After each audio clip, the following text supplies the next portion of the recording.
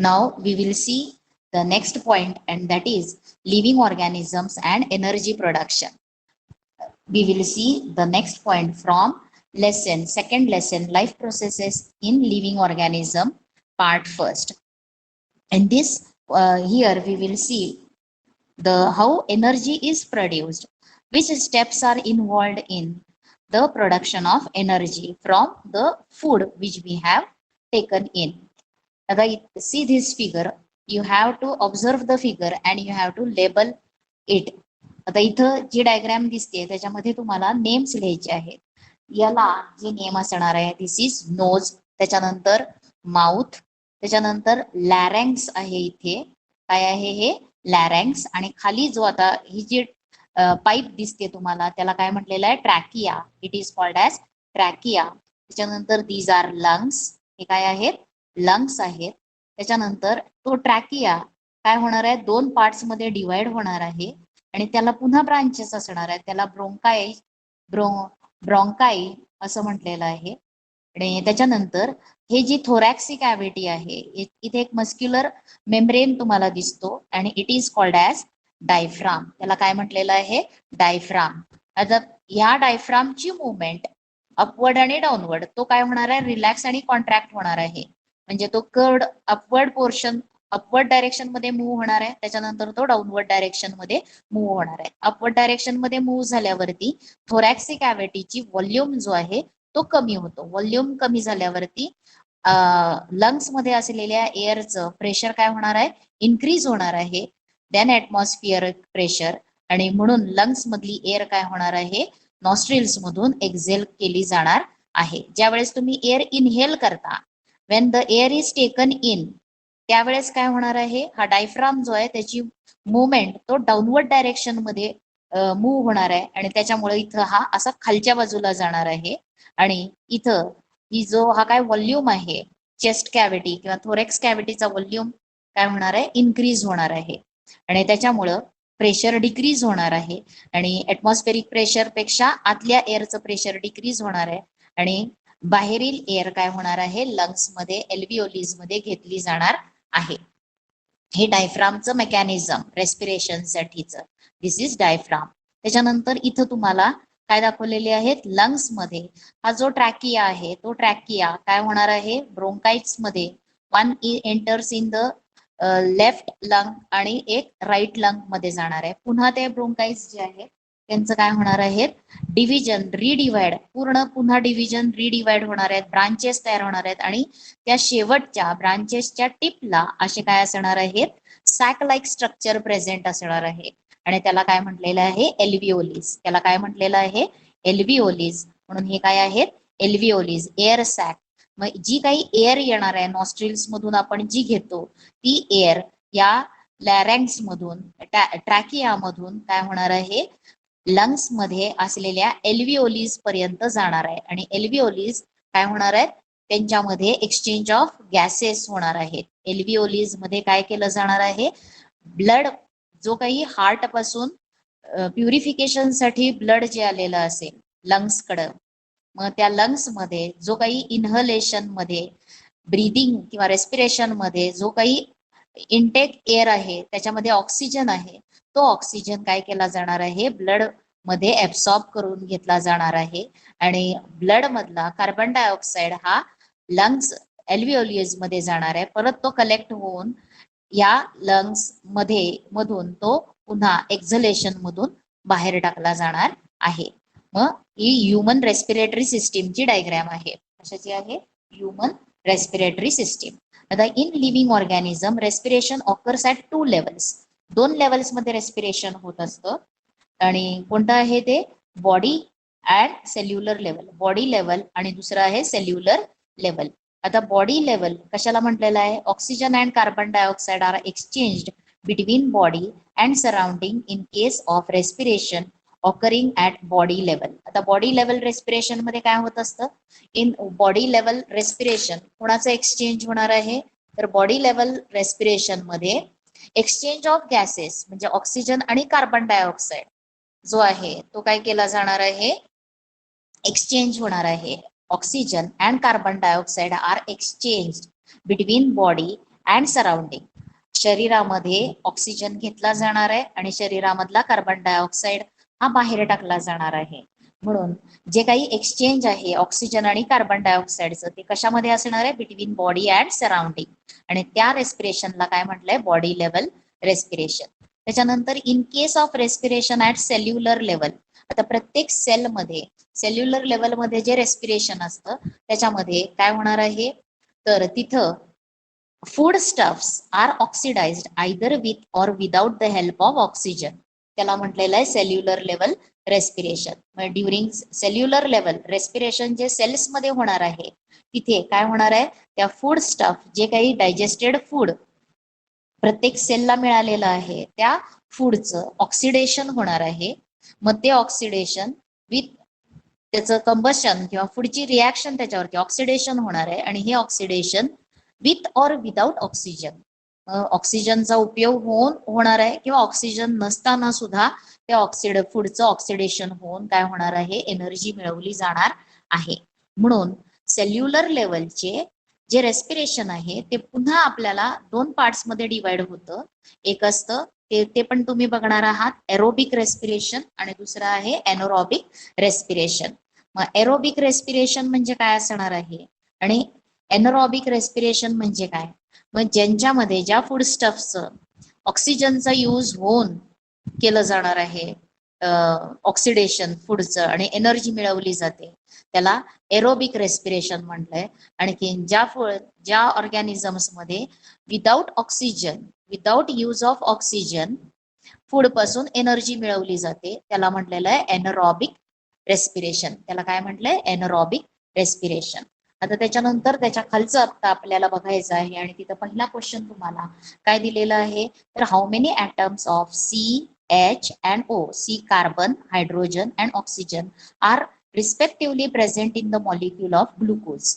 आता ग्लुकोज, पहिल्यांदा ग्लुकोजचा फॉर्म्युला काय आहे, तर C6H12O6. फॉर्म्युला फॉर ग्लुकोज काय आहे, C6H12 आणखीन O6 is the formula of glucose. मग किती मॉलिक्युल्स आहेत एका ऍटम मध्ये, how many atoms of carbon, 6 atoms of carbon, 12 atoms of hydrogen and 6 atoms of oxygen. आता which type of chemical bond are present between all these atoms. आता यांच्या ह्या atoms मध्ये हा जो काही ग्लुकोजचा मॉलिक्यूल आहे त्या मॉलिक्युल्स मध्ये कोणता ॲटम बॉन्ड प्रेझेंट आहे, तर कोव्हॅलेंट बॉन्ड प्रेझेंट आहे ह्यांच्यामध्ये प्रत्येक.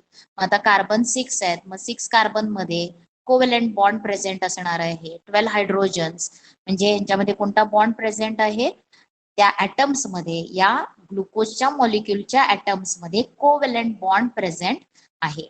आता in terms of chemistry what happens actual when molecule is oxidise. आता केमिस्ट्रीमध्ये एखादा मॉलिक्यूल ऑक्सिडाइज होतो म्हणजे काय, तर ऑक्सिडेशनच्या रिॲक्शन्स तुम्ही आधी पण बघितलेले असतील, what is meant by oxidation. आणि तुम्हाला आता सायन्स 1 मध्ये 3rd लेसन आहे, पुढचा जो लेसन आहे त्याच्यामध्ये सुद्धा तुम्ही केमिकल रिॲक्शन स्टडी कराल, त्याच्यामध्ये ऑक्सिडेशन हे तुम्ही लक्षात घेणार आहात. आता ऑक्सिडेशन म्हणजे तो कंपाऊंड जर ऑक्सिजन बरोबर कंबाईन झाला त्याला ऑक्सिडेशन म्हणायचंय, किंवा कंपाऊंड मधून हायड्रोजन रिमूव्ह झाला त्याला सुद्धा काय म्हणायचं आहे, हायड्रोजन रिमूव्ह होणं त्याला सुद्धा काय म्हणायचं आहे, ऑक्सिडेशन. आणि त्याचबरोबर आयन्स असतात, म्हणजे तो ion, positive ion, negative ion तयार होणं, याच्यावरून जिथं इलेक्ट्रॉन्स लूज होणार आहेत, म्हणजे इलेक्ट्रॉन्स लूज होतात म्हणजे इलेक्ट्रॉन्स आर गिव्हन, त्यावेळेस सुद्धा काय होणार आहे, जेव्हा ऍटम इलेक्ट्रॉन्स देतो ती रिॲक्शन सुद्धा काय आहे, ऑक्सिडेशन आहे. म्हणजे when a molecule is oxidised, molecule केव्हा ऑक्सिडाइज्ड होणार आहे, वेन इट गेन्स ऑक्सिजन, किंवा काय असणार आहे, it loses electrons, electrons loose झाले किंवा त्यानं ऑक्सिजन गेन केलेला आहे, ऑक्सिजन ऍटम किंवा ऑक्सिजन गेन झालेला आहे, तर त्याला काय म्हणायचं आहे, ऑक्सिडेशन म्हणायचं आहे. आता याच्यात तुम्हाला पुढचा प्रकार कोणता बघायचा आहे, तर याच्यात carbohydrates of food that we consume every day are mainly utilized for production of energy required for daily needs. आता जे काही तुम्ही फूड न्यूट्रिएंट्स घेता, कार्बोहायड्रेट आहेत, प्रोटीन्स आहेत, फॅट्स आहेत, विटॅमिन्स आहेत, पण एनर्जी प्रोडक्शन, एनर्जी मिळवणारं फूड न्यूट्रियंट कोणतं आहे, एनर्जी देणारं फूड न्यूट्रियंट कोणतं आहे, तर कार्बोहायड्रेट. एनर्जी देणारं फूड कोणतं आहे, कार्बोहायड्रेट. आता प्रत्येक वेळेला जर आपल्या बॉडीमध्ये आपण आजारी पडलो तर आपल्या बॉडीची वेअर अँड टेअर, झीज भरून काढणं, याला कोण काम करणार आहे, तर प्रोटीन्स काम करणार आहेत. Wear and tear, body building food कोणतं आहे, प्रोटीन्स. प्रोटीन्स हे काय आहे, बॉडी बिल्डिंग फूड आहे. त्याच्यानंतर एनर्जी प्रोडक्शन फूड कोणतं आहे, पहिला प्रेफरन्स असतो कार्बोहायड्रेट आणि नंतर कोणता असणार आहे, फॅट्स हे येणार आहे. आता याच्यात तुम्हाला this energy is obtained in the form of ATP. For this purpose, glucose, a type of carbohydrate, is oxidized step by step in a cells. This is called cellular respiration. आता cellular respiration मध्ये आपण काय म्हटलं इथं, cellular respiration मध्ये food स्टफचं oxidation with or without oxygen होणार आहे आणि एनर्जी मिळवली जाणार आहे, त्या प्रोसेसला म्हटलेलं आहे सेल्युलर रेस्पिरेशन. आता सेल्युलर रेस्पिरेशन मध्ये अजूनही डीप मध्ये आपल्याला काय म्हणता येणार आहे, तर जे काही एनर्जी आहे, कार्बोहायड्रेट फूड स्टफ आहे एक, त्याचं ऑक्सिडेशन होणार आहे आणि ते कसं होणार आहे, स्टेप बाय स्टेप. कुठं होणार आहे, ते सेल्स मध्ये होणार आहे, म्हणून याला काय म्हटलेलं आहे, सेल्युलर रेस्पिरेशन. आता cellular respiration occurs among the living organisms by two methods. Those two methods are aerobic respiration. Aerobic म्हणजे काय, इन्व्हॉल्व, त्या रेस्पिरेशन मध्ये oxygen is involved, and anaerobic respiration म्हणजे त्याच्यामध्ये ऑक्सिजन हा इन्व्हॉल्व होत नाही. द एनोरॉबिक रेस्पिरेशन, आता इन एरोबिक रेस्पिरेशन काय होणार आहे, ऑक्सिजन इन्व्हॉल्व होणार आहे आणि एनोरॉबिक रेस्पिरेशन मध्ये ऑक्सिजन इन्व्हॉल्व होणार नाही. मग ज्याच्यामध्ये ऑक्सिजन इन्व्हॉल्व होतो त्या रिॲक्शन मधून काय मिळणार आहे, greater amount of energy, ATP molecules मोठ्या प्रमाणामध्ये तयार होणार आहेत. मग एनर्जी जी आहे, जी काही आपण फूड घेतो त्याच्यापासून जी एनर्जी मिळते, ती एनर्जी कोणत्या फॉर्म मध्ये असते, तर एटीपी मॉलिक्युल्स मध्ये असते. आता एटीपी याचा अर्थ काय आहे, तर एडिनोसाइन. काय आहे एटीपीचा long form, adenosine triphosphate. Adenosine triphosphate, त्याला काय म्हटलंय, एटीपी. एटीपीचा लॉंग फॉर्म काय आहे, एडिनोसाइन ट्रायफॉस्फेट. हा असा मॉलिक्यूल आहे, तो एनर्जी रिच मॉलिक्यूल आहे. काय आहे तो, एनर्जी रिच मॉलिक्यूल. कोणता आहे, एटीपी. आणि एटीपी म्हणजे काय आहे, एडिनोसाइन ट्रायफॉस्फेट मॉलिक्यूल. एटीपी म्हणजे काय, एडिनोसाइन ट्रायफॉस्फेट. आता तुम्ही पुढे गेल्यावरती बघाल एटीपी म्हणजे काय असणार आहे, तर इथं तुम्हाला एटीपी हा जो आहे इथं दिसतो, हा एटीपी. त्याचं काय होणार आहे, त्याच्यापासून एनर्जी मिळवली जाणार आहे. एनर्जी मिळवण्यासाठी इथं फॉस्फरसचे किती मॉलिक्युल्स आहेत, 3 मॉलिक्युल्स, 3 आहेत. ट्रायफॉस्फेट म्हटलंय म्हणून 3 ॲटम्स फॉस्फरसचे आहेत. मग त्यांच्यामधला जो काही वीक बॉन्ड आहे तो ब्रेक झाला, म्हणजे त्यांच्यामधला बॉन्ड ब्रेक झाला, तर काय होणार आहे, एक फॉस्फेट मॉलिक्यूल, एक फॉस्फेटचा ॲटम गेल्यावरती एनर्जी मिळणार आहे.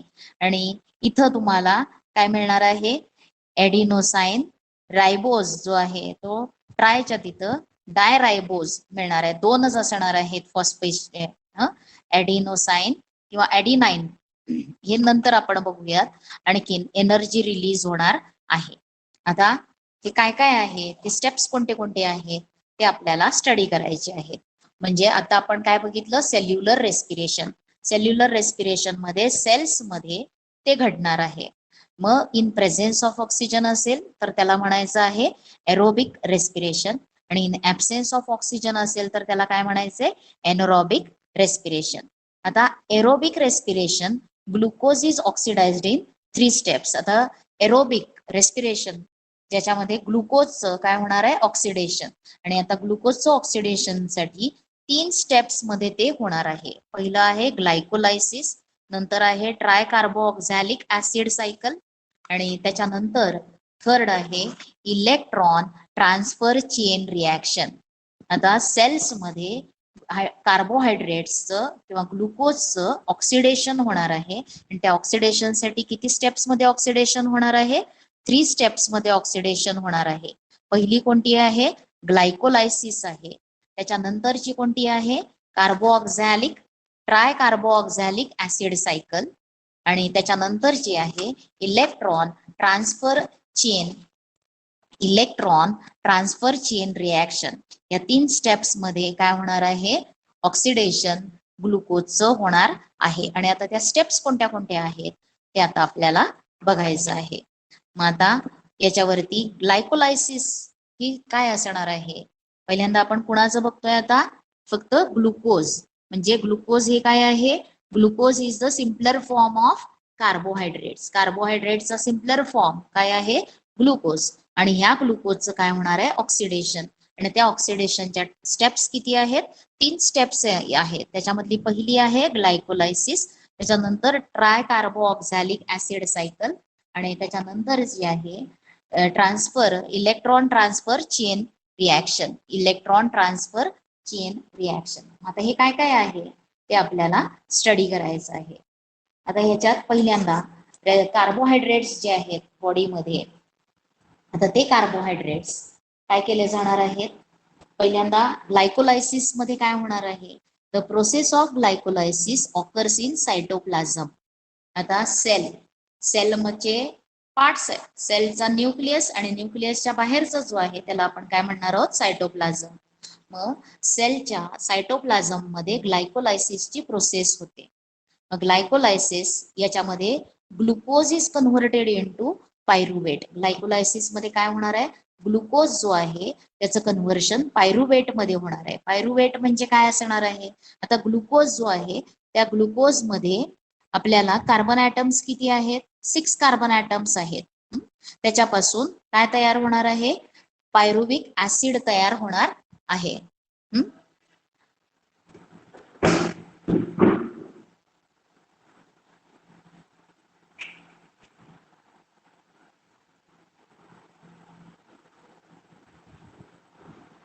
आता ग्लायकोलायसिस मध्ये ग्लुकोजचं कन्व्हर्शन पायरुविक ऍसिड मध्ये होतं. आता ह्याचं आपण परत डीप मध्ये नंतरच्या पिरियडला स्टडी करूया.